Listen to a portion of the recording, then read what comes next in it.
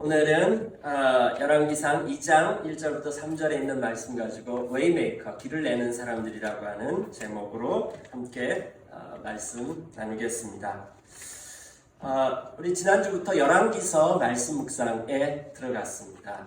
에베소서 끝나고 이제 열왕기서를 묵상하는데, 그럼 열왕기라고 하는 말은 어떤 뜻일까요?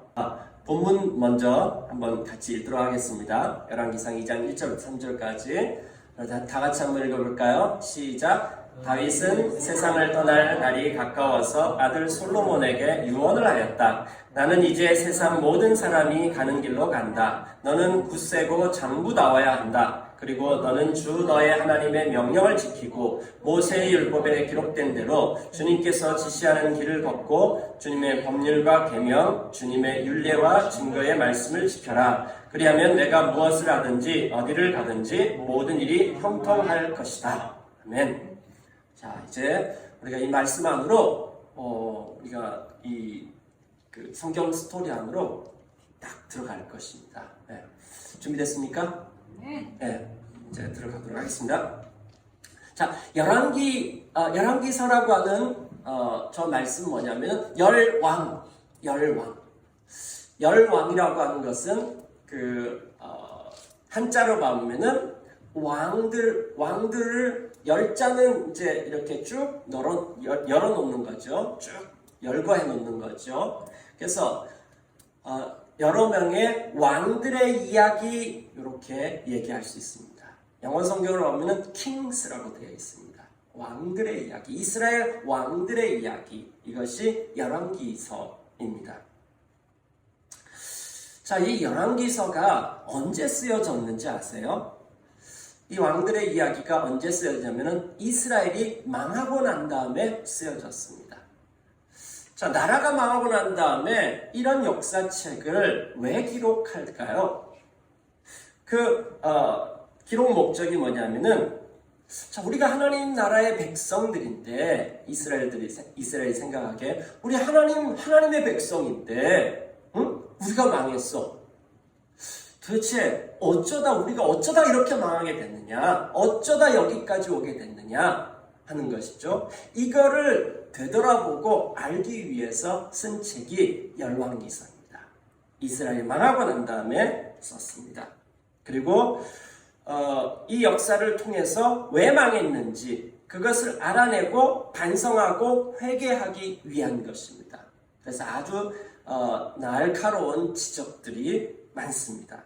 그게 바로 열왕기서입니다. 반면에 역대기서, 내용은 같은데요. 역대기서는 뭐냐면 역사에 대한 이야기인데 내용은 같습니다. 그런데 역대기서는 구약성경 가운데 가장 시간이 긴 책입니다. 아담부터 시작해가지고요. 이스라엘이 망하고 난 다음에 포로로 끌려갔다가 70년 후에 다시 돌아오는 이야기까지 나옵니다. 그러니까 구약성경 전체의 역사가 다 들어있는 딱 한 권을 고르라고 한다면 역대기서를 읽으시면 됩니다. 자, 이 역대기서는 열왕기하고 뭐가 다르냐면은 역사적인 배경이 다른 거죠. 이제 바벨론 포로에서 70년 동안 포로 생활하다가 다시 돌아오는 것입니다. 자, 이 사람들한테는 역사가 어떤 의미일까요? 이 돌아오는 이 사람들한테는 과연 하나님 앞에 심판받았다가 다시 돌아오는데 하나님께서 우리는 여전히 하나님 나라의 백성들인가? 우리는 어떻게 그걸 회복할 수 있을까? 회복에 대한, 그 다음에 희망적이고 소망에 관한 그런 내용이라고 얘기할 수 있습니다. 자, 열왕기서로 돌아왔어요. 그럼 열왕기서에 이스라엘이 왜 망했느냐에 대한 것을 얘기하는데, 한마디로 얘기하면은 이스라엘이 길을 잃어버렸기 때문에 망했다라고 하는 것입니다. 길을 잃어버렸어요. 자, 어떤 길을 잃어버렸는가 하는 것이죠. 그러면 이것이 우리랑 무슨 상관이 있는가? 이사야서 53장 6절을 봐보면은 우리가 다 같이 한번 읽어볼까요? 시작! 우리는 모두 양처럼 길을 잃고 각기 제 길로 흩어졌으나 주님께서 우리의 묵을 그에게 지우셨다. 이사야서 53장 6절에 봐보니까 이스라엘뿐만 아니라 이스라엘 포함 우리들 전체가 모두 길을 잃었다라고 그렇게 이야기하고 있습니다.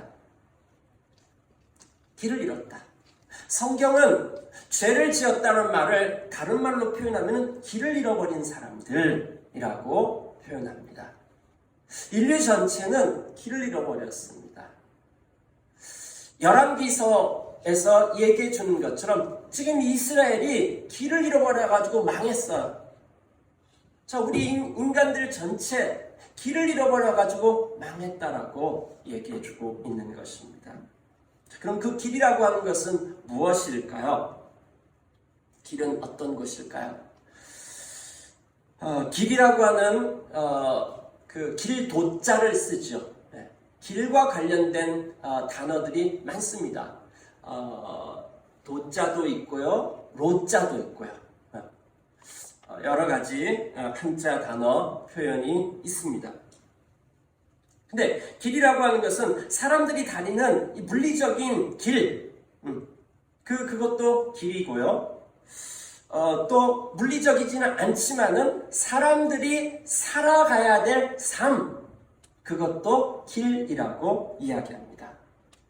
그래서 도라고 하는 것, 이 두 가지 의미가 있는 것이죠. 물리적으로 우리가 차가 다니고 그 다음에 사람들이 다니는 길이 있고요. 그 다음에 보이지는 않지만은 사람들이 마땅히 행해야 될 도리, 그것도 도라고 얘기합니다. 노자는 그렇게 이야기했습니다. 노자가 이제 도덕경 해가지고 도덕경을 썼는데, 노자가 말하는 도는 뭐냐면요, 근원입니다. 근원. 노자가 말한 도라고 하는 것은 근원을 의미하는 것인데, 뭐 이런 겁니다. 노자가 봐보니까 이 세상이 뭔가 자꾸 이 세상을 움직이는 것이 무엇인가 하는 것이죠. 계절이 변하고요. 그 다음에 또 어떤 이 세상이 막 가만히 있는 것이 아니라 낮과 밤이 있고, 그 다음에 계절이 있고, 어떤 법칙들이 있고, 그런 움직임들이 거대한 기운으로서 뭔가가 움직여지고 있는 거예요. 이것이 도대체 어떤 것일까? 도대체 얼마나 대단하고 크기에 이것을 움직이고 있을까? 그런 것들을 찾다가 간 것이 뭐냐면은, 이건 자연이다.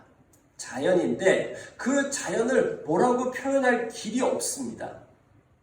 그래서 도는 자연이에요. 자연은 스스로 그러한 모습이에요. 그런데 이걸 움직이는 그 존재가 뭐냐?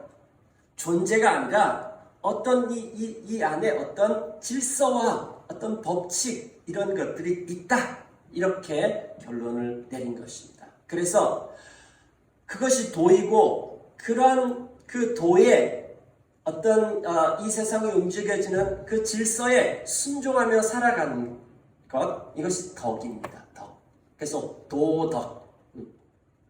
그래서 그 길로 살아가는 사람들, 이게 덕이고요. 그 다음에 그 길이 바로 도라고 얘기할 수 있습니다. 근데 육아에서는 또 그렇게 얘기하고 있지 않습니다. 육아에서는 인이라고 하는 것은 사람인을 얘기하는 것이 아니라, 사람 인자 옆에다가 하나 둘 할 때 이자가 있는 거죠. 그래서 사람 둘인 것이죠. 그래서 친밀한 관계를 의미합니다. 서로 사랑하는 것, 이것을 인이라고 이야기합니다. 그래서 서로 사랑하는 삶을 살아가는 것, 이것을 의라고 얘기하고요. 그래서 인과 의를 행하는 사람, 이것이 바로 도인 것입니다. 도. 그러면 성경에서는 뭘 가지고 도라고 얘기할까요? 성경에서는 성경에서는 시내산에서 맺어진 그 언약을 도라고 이야기합니다. 출애굽기 19장 5절부터 6절에 보면요,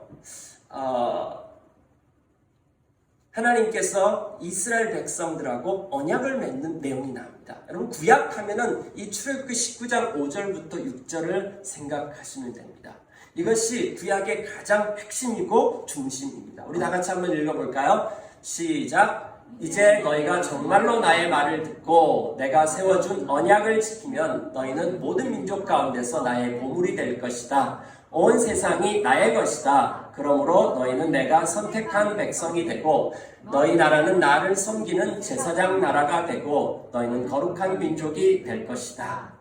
자, 하나님께서 이스라엘 백성들을 애굽에서 구해 오셨어요. 그리고 50일째 되는 날 시내산에 도착해서 이 이스라엘 백성하고 하나님께서 이스라엘 백성들한테 제안을 하는 거예요. 내가 너희한테 왕이 되어줄게. 너희 나의 백성이 되어줄래? 이렇게 그 당시에 강대국과 약속이 계약을 맺는 방식으로 하나님께서 이스라엘 백성들한테 이런 제안을 했어요. 나 너희들 조상 아브라함하고 약속했었어. 그리고 그 약속 지켜가지고 400년 만에 너희들을 갖다가 이제 애굽 땅에서 건져냈어. 근데 너희들 그렇게 해줄래? 하나님 윽박 지르시는 하나님이 아니신 거죠. 이스라엘 백성들에게 이렇게 제안을 했습니다. 그랬더니 이스라엘 백성들이 저희들 그렇게 하기 원합니다. 이렇게 해서 이제 하나님과 이스라엘 백성들과의 언약이 시내산에서 맺어지는 것입니다. 여기에 뭐가 나오냐면은, 자, 내가 너희의 왕이 되어주고 너희는 나의 백성이 되는 거야. 그럼 누가 왕인 거야? 하나님이 왕이신 거죠. 그래서 하나님 나라라고 하는 개념은 고대에 있어서 누가 왕이냐라고 하는 것입니다. 하나님이 왕인 나라, 이것이 바로 하나님 나라 천국인 것입니다. 하나님 나라 천국. 그래서 하나님 나라로서의 이스라엘이라고 하는 낱말의 뜻이 바로 하나님이 다스린다라고 하는 뜻입니다. 하나님이 통치한다, 다스린다라고 하는 이스라, 통치하신다. 하나님이 통치하신다. 이런 뜻이 이스라엘입니다. 그래서 이스라엘이라고 나라가 정식으로 탄생되어진 것입니다. 이때 이스라엘이라고 하는 이 나라의 존재 목적이 무엇이냐? 존재 목적이 뭐냐면은 저기 보면은 너희의 나라는 나를 섬기는 제사장 나라가 되고, 이게 이스라엘의 존재 목적입니다. 제사장 나라가 된다라고 하는 말은 뭐냐면은 이스라엘은 자기 자신을 위해서 존재하는 민족이 아니라 온 열방을 위해서 존재하는 민족이라고 하는 것입니다. 온 열방을 위해서 존재하는, 하나님께서 왜 아브라함을 선택해가지고 약속했냐면요, 인간들이 죄를 지어서 에덴 동산을 떠나고 난 다음에 하나님께서 이 인간들을 그냥 심판하지 않으시고 길 잃어버린 이 사람들을 향해서 다시금 돌아오도록 회복시키기 위해서 하나님께서 한 사람을 택한 것이 아브라함입니다. 그리고 아브라함에게 약속을 한 것입니다. 그래서 세워진 나라가 이스라엘입니다. 그러니까 하나님께서 이스라엘을 선택하고 이스라엘을 선택한 목적, 그러니까 이스라엘이라고 하는 나라의 존재 목적은 이 나라가 부강해지고 이 나라가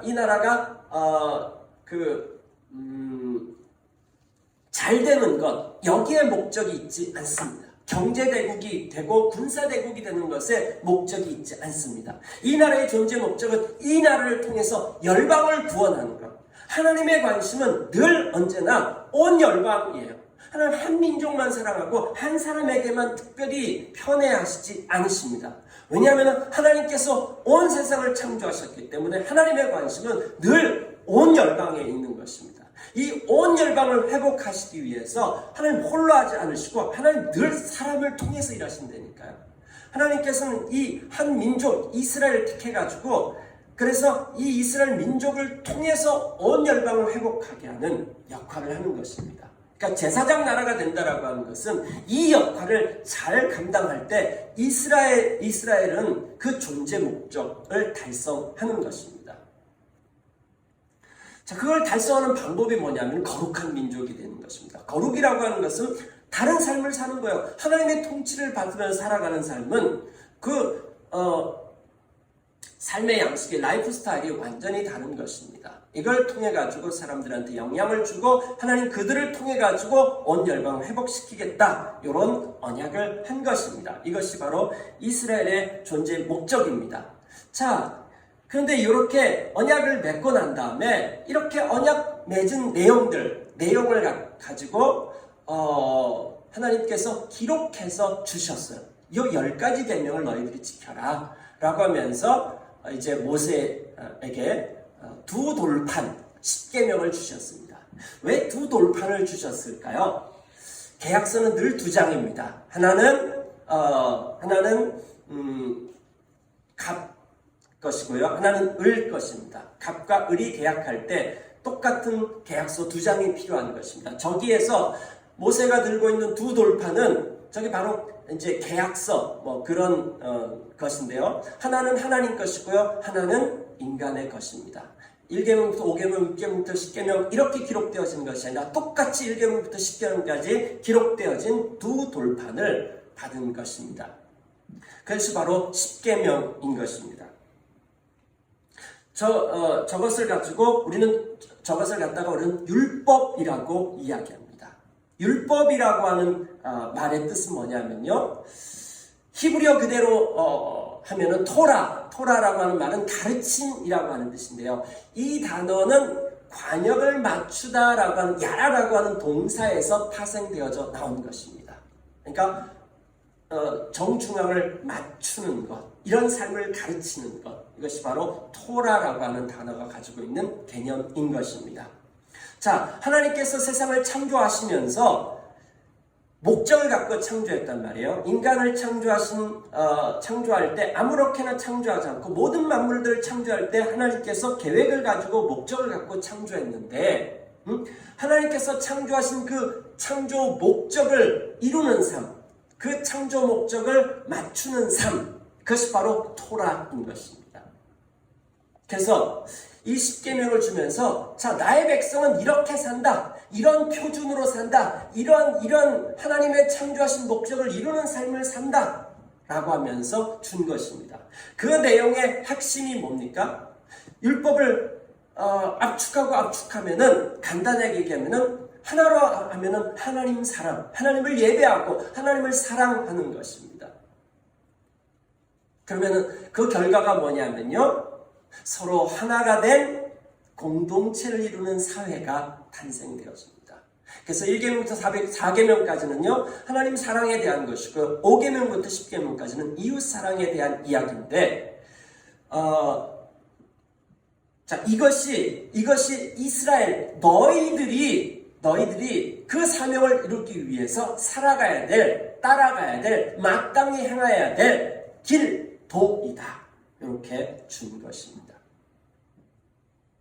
이 하나님께서 주신 율법 안에는 아까 노자와 또 육아에서 했던 모든 답안이 여기 다 있습니다.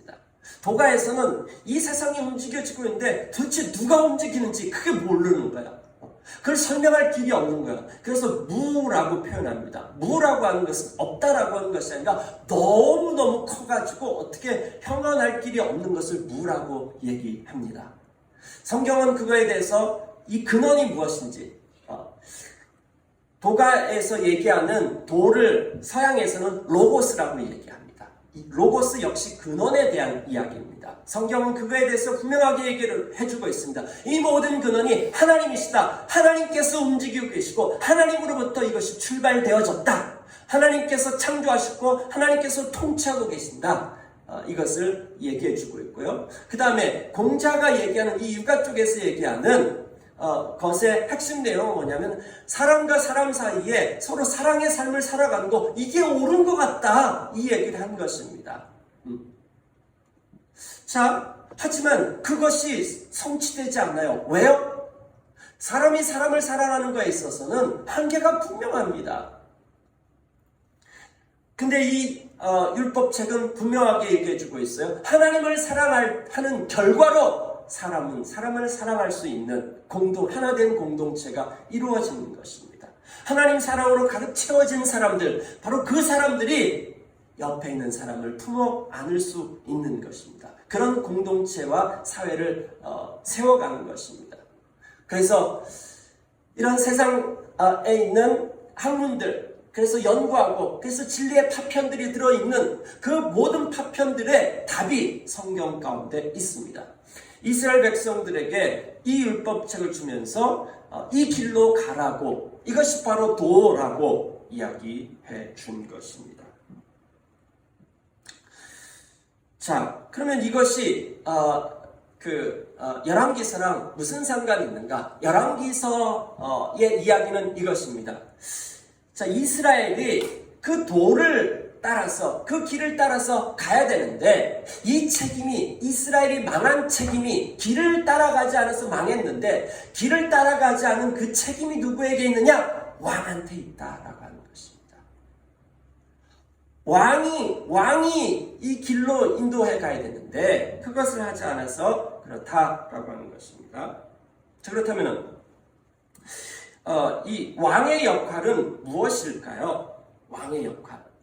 신명기서 17장 14절부터 20절까지 하나님께서 이 왕의 역할, 이스라엘이라고 하는 나라의 왕의 역할, 다른 모든 나라에 있는 왕과는 다른 이스라엘의 왕의 역할을 말해줬습니다. 왕이라고 하는 것, 어느 곳에 있어서 리더라고 하는 것, 굉장히 중요한 것이죠. 우리는 그것을 지금 이 시대 가운데 뼈저리게 느끼고 있습니다. 러시아에서 전쟁이 벌어지고 있습니다. 최근에는 이제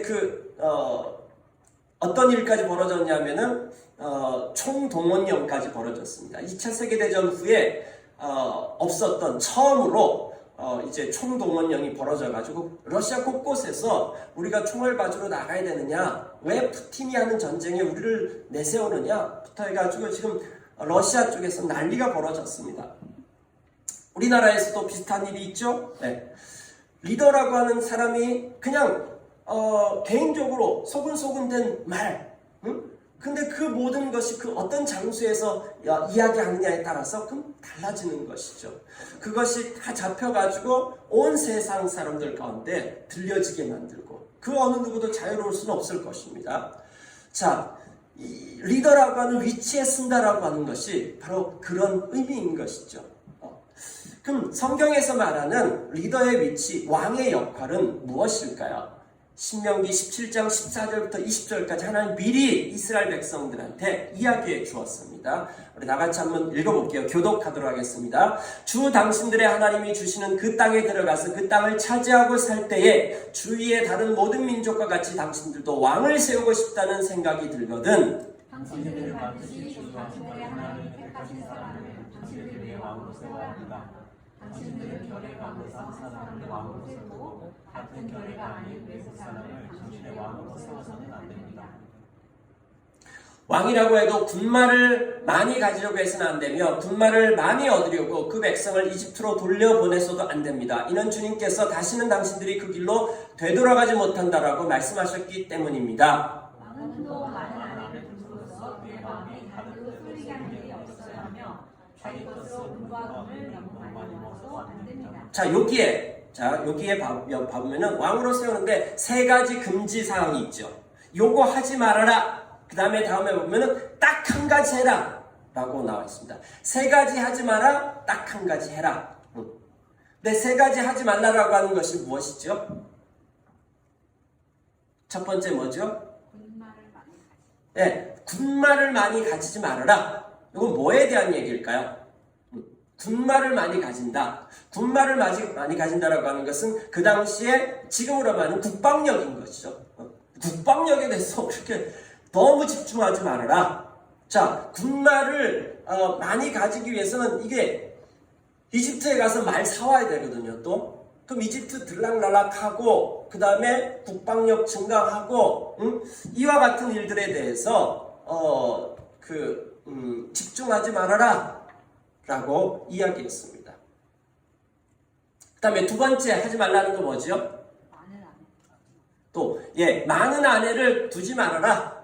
라고 이야기했습니다. 이 당시에 많은 아내를 둔다라고 하는 말은 뭐냐면은 정략 결혼을 해서 외교 관계를 두텁게 한다라고 하는 것입니다. 우리가 솔로몬 보고 있는데 솔로몬의 아내가 1000명이었습니다. 이 말은 뭐냐면은 1000개의 부족 국가라든지 이런 나라들하고 외교 관계를 맺었다라고 하는 의미인 것입니다. 네. 그 다음에 세 번째는요. 은과 금을 많이 가지지 말아라. 경제적인 것. 이 세 가지를 금지하고 있습니다. 아니, 세상 사람들은 바로 이 세 가지를 얻기 위해서, 권력을 얻기 위해서 왕의 자리에 올라가려고 하는 것이죠. 더 많은 권력을 손에 쥐기 위해서 올라가는데, 하나님 이스라엘 백성들한테는 너희 나라는 거룩한 나라야. 너희 나라는 다른 삶을 사는, 하나님이 왕이셔요. 하나님 왕이신데, 이 나라에 한 왕을 세우시는데 이 왕은 세 가지 하지 말아야 되는 것, 이 세 가지를 얘기하는 것입니다. 그러면은 뭐에다가 뭐 하나에 집중하라는 것일까요? 그 다음 구절 한번 봐보도록 하겠습니다. 왕위에 오른 사람은 레위 사람 제사장 앞에 보관되어져 있는 이 율법책을 두루마리에 옮겨 적어 평생 자기 옆에 두고 읽으면서 자기를 택하신 주 하나님 경외하기를 배우며 이 율법의 모든 말씀과 규례를 성심과 어김없이 지켜야 합니다. 마음이 교만해져서 자기 결례를 업신여기는 일도 없고 그 계명을 떠나서 좌로나 우로나 치우치도 않으면서 그와 그의 자손이 오래도록 이스라엘의 왕에 앉게 될 것입니다. 이렇게 얘기했습니다. 자, 한 가지 해야 될 일이 뭐라고요?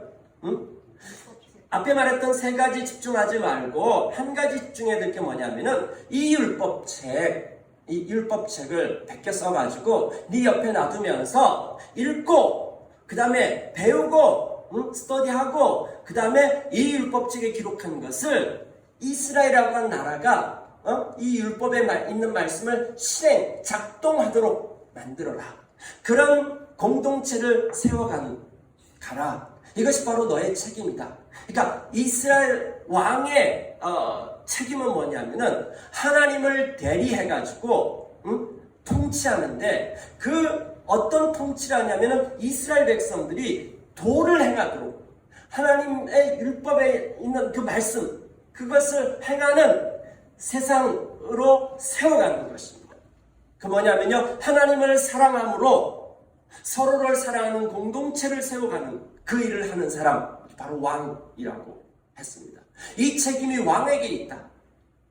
왕은 거기에 집중해야 된다. 왕이 거기에 집중해가지고 이스라엘이라는 이 나라가 하나님의 통치 아래 있다라면은 그 서로가 서로에게 있어서 의를 행하는, 도를 행하는 그러한 서로 사랑하는 하나됨의 공동체를 만들어 가라.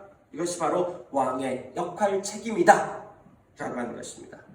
자, 그러면은 열왕기서는 뭐냐면은 바로 이 왕의 역할에 집중하지 않고 뭘 추구했다라고 하는 거예요? 외교관계, 군사력, 많은 부인, 그 다음에 또 금과 은을 추구했다라고 하는 거죠. 권력을 추구했다라고 하는 것이죠. 왕의 권력을 추구한 것입니다. 그렇기 때문에 망했다. 네, 이런 표현인 것입니다. 이것이 바로 왕도인데, 자, 이 길로 간 사람들이 누구일까요? 자, 사울왕을 봐볼까요? 초대 왕입니다. 첫 번째 왕이 되었는데, 사울이 그의 인생이 끝나고 난 다음에 사울에 대한 평가가 역대상에 나와 있습니다. 한번 읽어볼까요? 사울이 주님을 배신하였기 때문에 이렇게 죽었다. 그는 주님의 말씀을 지키지 않았고 오히려 점쟁이와 상의하여 점쟁이의 지도를 받았다. 그는 주님의 지도를 받으려 하지 않았다.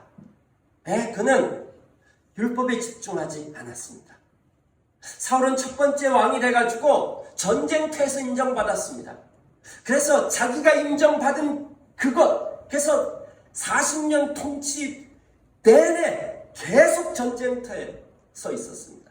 전쟁터를 통해서 온 백성한테 인정받았습니다. 그것으로 자기 자신을 확인하는 것입니다.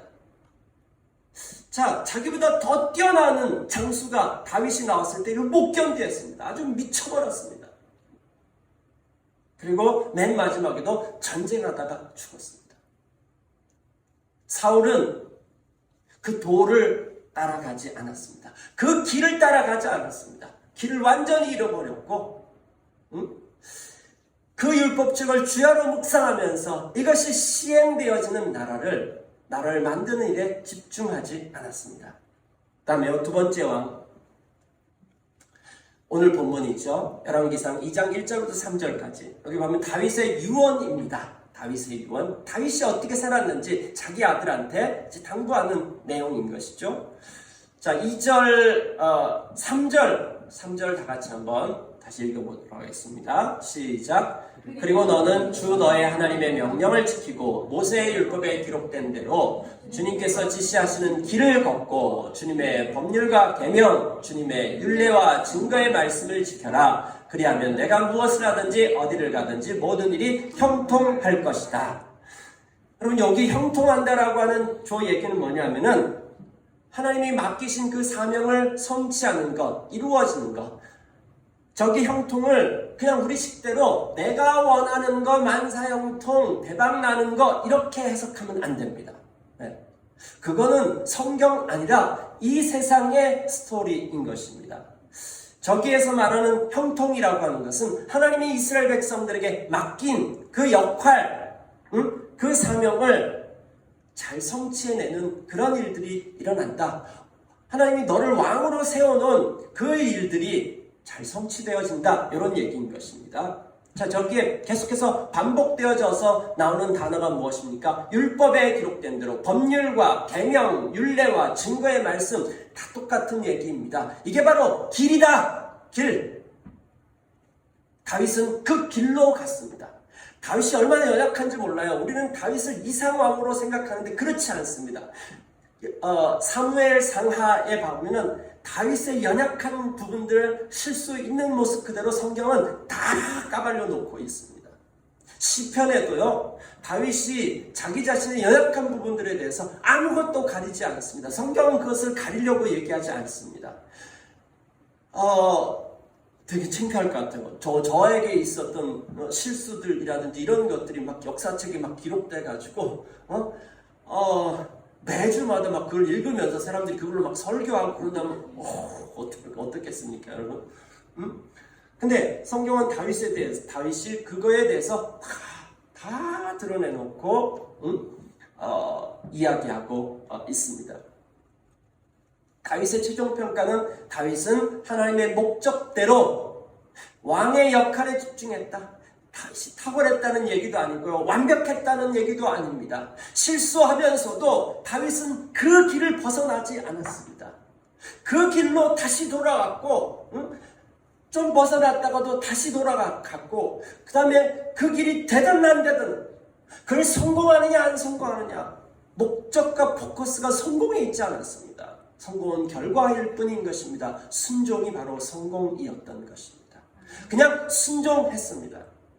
순종했지만 결과가 성공이라고 하는, 형통이라고 하는 결과로 온 것입니다. 그 다윗은 바로 그 길로 갔습니다. 자, 그 다음 다윗의 아들 솔로몬. 열왕기상 11장 6절 다 같이 한번 읽어볼까요? 시작. 주님 앞에서 악행을 하였다. 그의 아버지 다윗은 주님께 충성을 다하였으나 솔로몬은 그러하지 못했다. 자, 이스라엘 역사의 최고 피크. 자, 세상 역사의 관점으로 봤었을 때 최고의 왕, 최고의 영토, 최고의 부, 최고의 외교력, 이 모든 것을 찍은 정점이 누구냐면 솔로몬입니다. 근데 성경은 솔로몬에 대해서 평가할 때 악한 왕이라고 평가합니다. 왜요? 그 길로 가지 않았어요. 나라를 부강하게 만들었어요. 경제대국으로 만들었어요. 군사대국으로 만들었어요. 그 당시에 전 세계의 주요왕으로 만들었습니다. 그런데 성경은 단칼에 얘기합니다. 솔로몬 왕이 했던 솔로몬 왕 때문에 사실은 나라가 갈라졌게 됐고요. 그 나라가 갈라져서 망하게 되어지는 정말 사실은 직접적인 원인이 된 것이 바로 솔로몬 왕 때부터 시작 출발점이 되는 것입니다. 그는 어마어마한 것들을 소유하고 가지고 있었지만은 그러나 그것에 대해서 성경은 성공했다라든지 또 형통했다라고 하는 말로 이야기하지 않습니다. 솔로몬은 그 길로 가지 않았습니다. 그 길로 가지 않으면은 그가 얼마나 많은 것들을 소유하고 얼마나 능력이 있든지 상관없이 그 길로 가지 않으면요 망합니다. 솔로몬 이후에 약 350년 동안, 그러니까 전체 왕정 시대 480년에서 500년 정도인데요.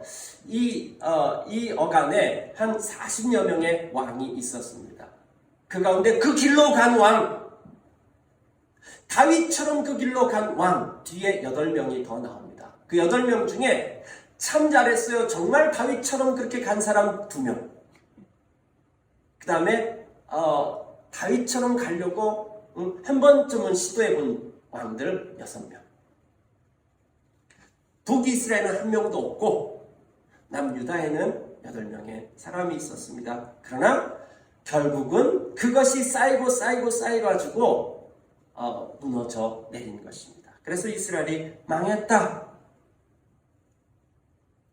라고 하는 것입니다.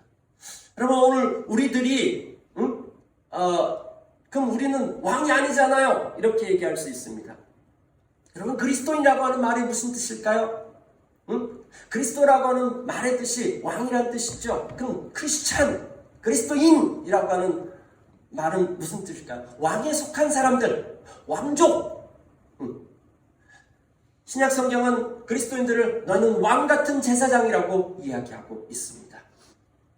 우리는 그리스도 안에서 그 통치권을 부여받은 사람들입니다. 여러분들 그리스도인이라고 하면은 여러분은 왕이신 것입니다.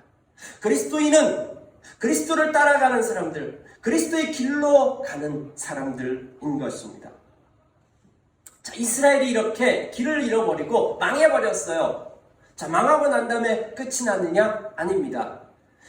그들에게 소망의 소식이 들려옵니다. 이스라엘이 망해가지고 바벨론 포로에 끌려가서 70년 동안 있었습니다.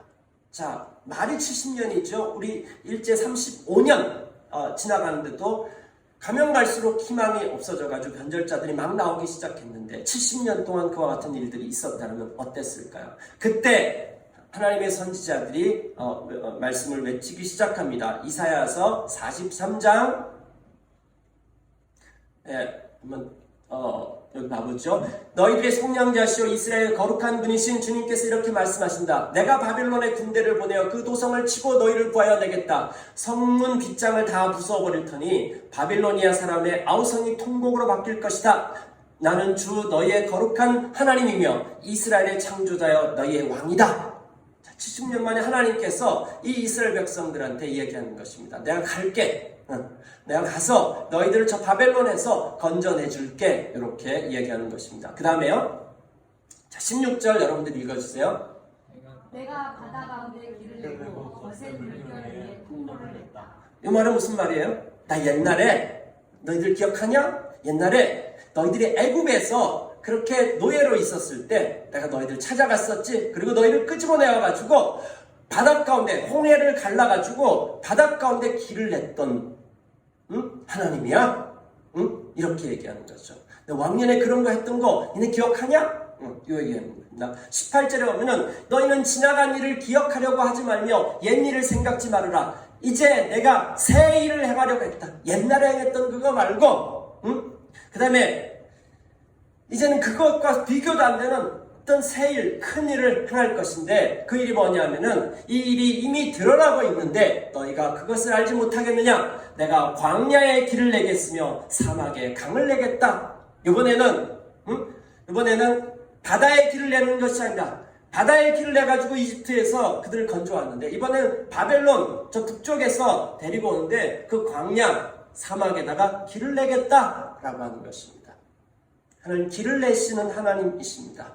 내가 길을 내고 그래서 너희들을 데리고 오겠다. 이렇게 얘기했는데 신약 성경에 그분이 오셨어요. 그래서 이렇게 선포합니다. 요한복음 14장 6절. 다시죠. 한번 읽어볼까요? 시작. 예수께서 그에게 말씀하셨다. 나는 길이요 진리요 생명이다. 나를 거치지 않고는 아무도 아버지께로 갈 사람이 없다. 예수님이 오셔서 얘기했습니다. 내가 바로 길이다. 내가 길이다. 예수님께서 오신 이유, 길을 내기 위해서 왔다. 구약성경에 예언했던 길을 내러 오시는 왕이신 하나님이 바로 나다. 내가 그 길이고 그 다음에 그 길을 열 것이다. 내가 인간으로 와가지고 너희들이 잃어버린 그 길들을 나를 따라오면 너희들이 그 길을 되찾게 될 것이다. 응? 지금 길을 잃어버린 그 사람들에게 있어서 다 따라와. 그래서 인간의 형상으로 오셔가지고 사람이 되셔가지고 어떻게 살아가는지에 대해서 우리 가운데 길을 제시해 주셨어요. 그 제시해 준 길이 뭐냐면은 십자가로 가는 길이었습니다. 아니 무슨 소리세요? 그게 진짜 길입니까? 예, 그게 잃어버린 길이에요. 십자가에서 바보같이 죽는 게 왜 길입니까? 예, 우리 하나님이 그런 하나님이세요. 하나님은 우리를 갖다가 윽박지르고 폭력을 휘둘러가지고 우리 가운데 뭘 하라고 말씀하시는 그런 하나님이 아니십니다. 그런 통치권을 발휘하시는 왕이 아니십니다. 하나님은 우리 가운데 나누고 우리를 세워주시고 그 다음에 사랑하고 자유를 주시고 스스로 하도록 하고 이것이 바로 하나님의 통치권입니다. 자발적으로 순종하도록 하는, 그렇게 하기 위해서 사랑하시는, 이것이 하나님의 통치 방법인 것입니다. 네, 바로 예수님께서 이 땅에 오셔가지고 그냥 십자가를 못 박혀 죽으시는 것뿐만 아니라 어린아이로 태어나셔가지고 그 길을 가셨어요. 그리고 십자가에서 그 길을 열어놓으신 것입니다. 네, 바로 길이다.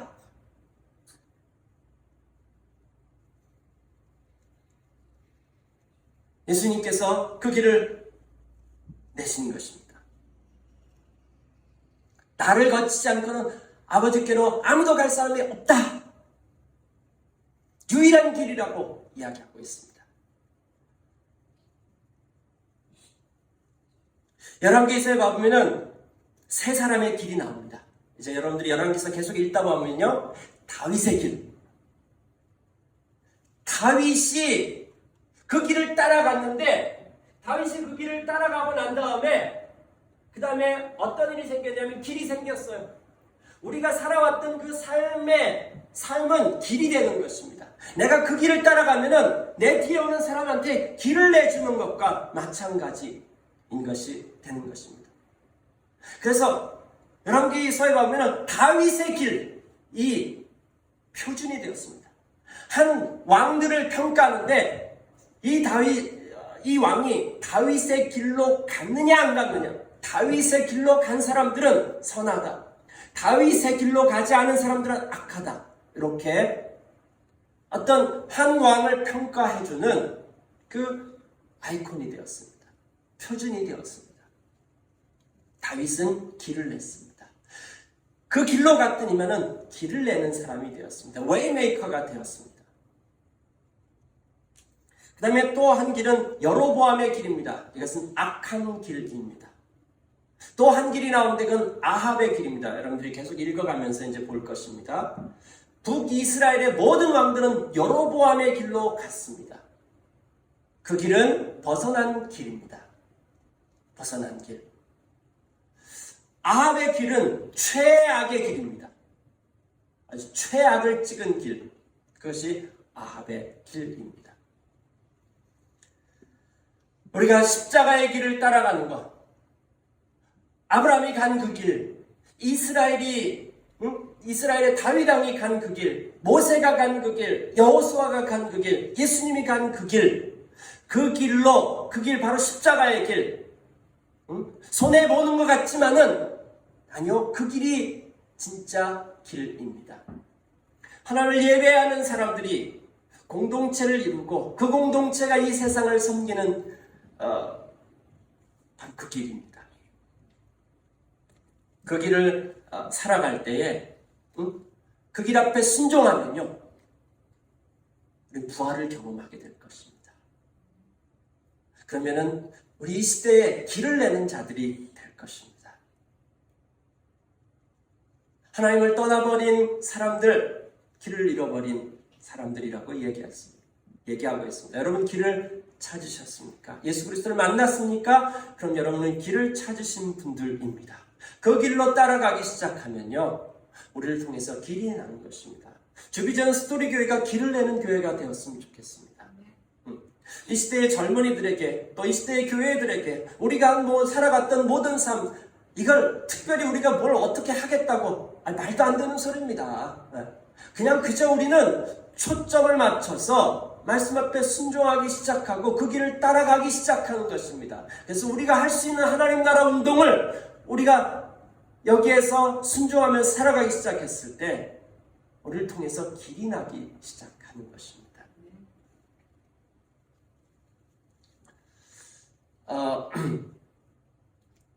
중국에 이런 사자성어가 있습니다. 우공이산. 우공이산이라고 하는 말이 무슨 말일까요?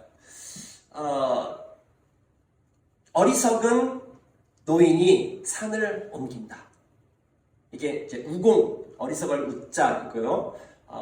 이제 나이 많이 든 사람들을 공이라고 얘기하는데, 어리석은 노인이 산을 옮긴다. 자기 집 앞에 산이 있는 거예요. 근데 집 정문이 산 쪽으로 있는 거예요. 그럼 자기 집을 옮기면 되잖아요. 근데 산을 갖다가 옮겨버린다. 뭐 이런 거죠. 자, 근데 저건 실제적으로 있었던 얘기는 건 아닌 것 같아요. 그냥,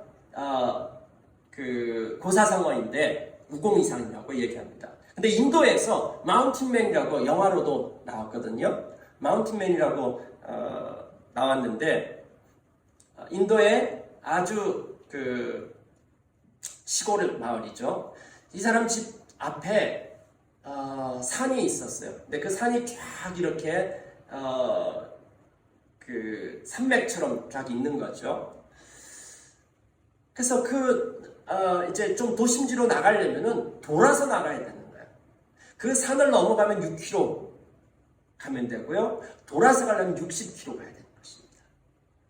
그래서 그 산을 넘어가는데 이 산이 너무 험악한 거예요. 산 넘어가다 막 죽는 사람도 있고 그러는 거예요. 근데 이 사람 부인이 막 응급 상황이 됐는데 이걸 돌아서 가려고 하니까 시간이 너무 부족했던 거죠. 그래서 가다가 죽습니다.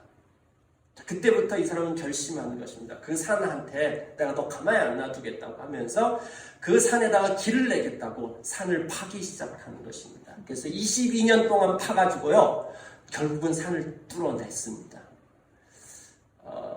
만지라고 하는 사람의 실화를 가지고 만든 영화입니다.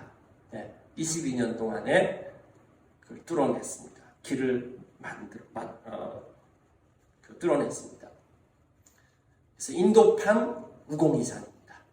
자, 중국에 우공이산이 있다면은, 그 다음에 또 인도에 마운틴맨이 있다면은, 한국 전주에 누가 있습니까? 네, 한국 전주에 여러분들이 있습니다. 여러분 우공이산 한번 이렇게 운을 띄워보십시오. 그럼 제가 한마디씩 하도록 하겠습니다. 시작. 우리 공동체가 이 시대에 산을 옮겨서 길을 내자. 아멘. 아멘이십니까? 아멘. 네, 우리 공동체가 정도, 하나님의 말씀 앞에 순종하는 것이죠. 하나님을 예배하고 예수님께서 가신 그 길을 따라서 가는 것이죠. 순종하는 것이죠. 나머지는 하나님이 성취하실 것입니다. 그 놀라운 스토리가 여러분 가운데 펼쳐질 것입니다. 네, 우리 시간 함께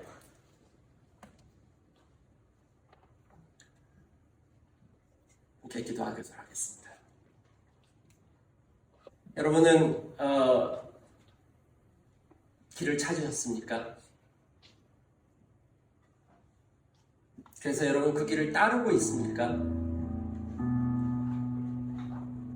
그럼 여러분을 통해서 길들이 나기 시작할 것입니다. 어쩌면 아직까지 길을 못 찾은 사람들도 있을 것입니다. 어떤 사람은 길을 찾았음에도 불구하고 그 길로 가기 싫어. 자꾸 샛길로 빠지지 않았으면 좋겠습니다.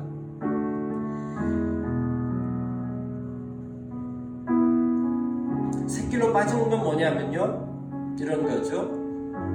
군마를 추구하고 많은 아내를 추구하고 금과 은을 추구하는 것이죠. 그러면은 샛길로 빠집니다. 그 결과는 망하는 거죠. 죽음으로 가는 길입니다. 근데 도리어 하나님의 말씀 앞에서 지금 이거 순종했다가는 죽을 것 같아요. 십자가 짓는 것 같고 아주 죽을 것 같아요. 그런데 그 길이 바로 사는 길입니다. 그 말씀 앞에 순종하기 시작했을 때 하나님 신뢰하면서 주님, 그 어떤 일이 있더라도 저는 그 길 따라갈 것입니다. 뭐라고 판단하든 상관없이 저에게 있어서 표준은 그 길입니다. 주님께서 가셨던 그 길, 십자가의 도를 따라서 저는 갈 것입니다. 하나님을 사랑하고 그 하나님의 사랑으로 가득 채워진 것으로 사람들을 사랑할 것입니다. 저 사람이 나한테 어떻게 하는 상관없이 그렇게 하기로 결단합니다. 왜냐하면 나는 저 사람으로 채워줄 수 있는 그릇의 사람이 아니에요. 나를 채울 수 있는 건 어떤 사람도 아니고요, 군마도 아니고요, 내가 갖고 싶어한 모든 것들 간다고 해서 여러분들이 채워줄 줄 아세요? 안 채워져요. 하나님만으로만 채워줄 수 있는 존재가 여러분입니다. 그 하나님으로 채워진 것으로 만족해하면서 옆에 있는 모든 사람들은 다 섬겨야 될 대상입니다.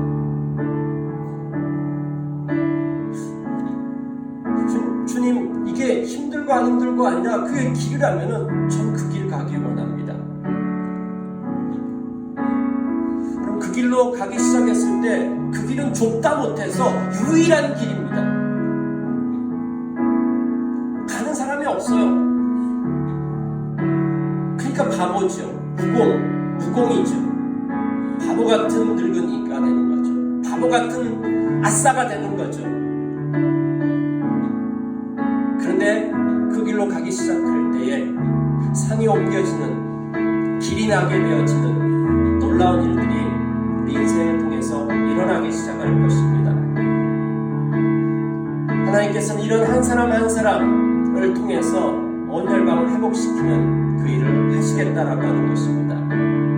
교회가 이스라엘이고 그리스도인이 이스라엘인 것입니다. 그분의 통치를 받는 백성들이고 하나님 우리를 왕같은 제사장으로 이 땅에 세우셨습니다.